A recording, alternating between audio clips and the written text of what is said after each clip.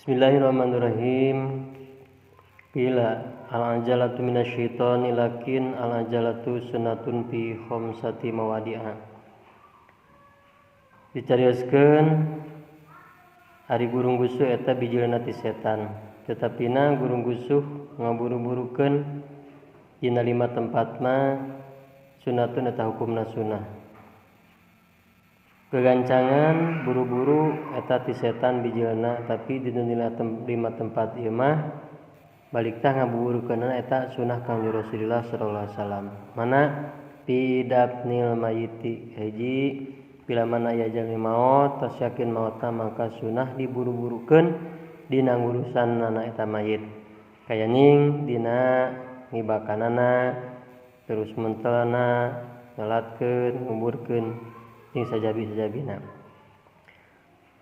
Kaduana wapi tajwijil banati, bila mana urang gaduh merangkalih istri tos dewasa tos gaduh calona, mangka ku urang sunnah diburu-burukeun nyaeta tikahkeun.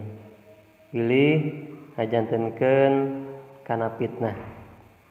Wapi adai duyun nu katiluna nyaeta bila mana urang gaduh sametan tos aya kang mamayarna mangka buru-buru bayar sametan.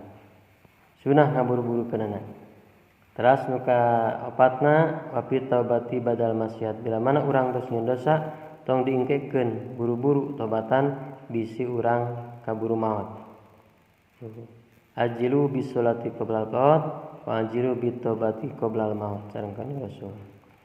Wapi hidori ta'amil musafiri, nu kalimana nyaeta urang ngahadirkeun katuangan pikeun jalmi nu musafir ataupun nu nyaba, tanapi bila mana urang katamuan maka sunnah urang ngaburu-burukeun masihan susuguh ka eta tamu saayana di bumi urang. Tak kitu painten nu 5 perkara ieu eta mah ngaburu-burukeunna sunnah Kangjeng Rasulullah sallallahu alaihi wasallam. Wallahu a'lam.